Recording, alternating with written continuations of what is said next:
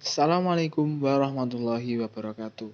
Perkenalkan, nama saya Faiz Ridho Nurhidayat dari kelas 10 MIPA 2. Di sini, saya akan membawakan presentasi tentang apresiasi tari tradisional. Saya memilih tari Wirayuda. Tari Wirayuda merupakan sebuah tari yang berasal dari daerah Bali. Nama lain dari tari Wirayuda yaitu tari perang Bali, karena Wirayuda sendiri berasal dari dua kata, yakni Wira yang berarti pahlawan dan Yuda artinya perang.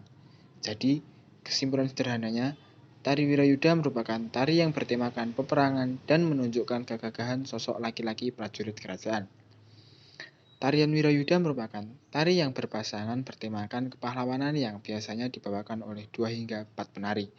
Mereka menari membawakan gerak mimitif atau gerakan meniru gerak-gerik manusia untuk menggambarkan sekelompok prajurit Bali Dwipa yang telah bersiap-siap untuk maju ke medan perang. Properti tari Wirayuda. Yang pertama ada kostum. Karena tari Wirayuda adalah tarian sebagai lambang kesiapan pemuda untuk menghadapi perang, maka kostum dan propertinya menyesuaikan. Tarian ini tidak menggunakan busana dan properti seadanya. Ada celana khusus untuk menari Wirayuda, sabuk, dan udeng-udeng. Kostum para penari Wirayuda didominasi oleh warna hitam, merah, dan kuning.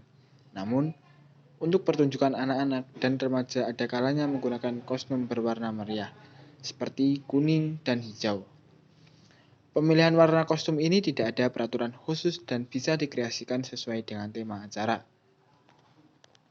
Kedua ada riasan. Riasan yang diaplikasikan pada penari Wirayuda adalah riasan ganteng. Hal ini karena tema yang diangkat adalah semangat kepahlawanan dan peperangan. Para penari juga terdiri dari 4-8 orang laki-laki yang berpasangan. Layaknya tarian Bali pada umumnya, para penari Wirayuda yang didominasi laki-laki harus sesuai antara riasan dengan tema tarian. Para penari dirias dengan menggunakan bedak tabur, celak atau eyeliner, kumis, dan alis. Kesan gagah dan garang harus ditampilkan dalam konsep tarian ini. Yang terakhir ada properti lain.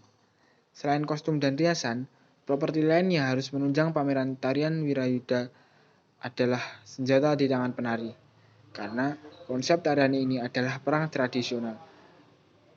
Pastinya menggunakan senjata tradisional Bali, maka tidak mungkin menggunakan senjata perang modern seperti senapan atau bom.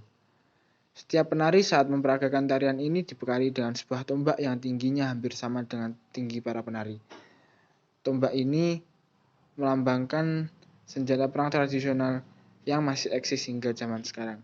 Selain digunakan untuk perang, tombak juga bisa digunakan sebagai senjata berburu.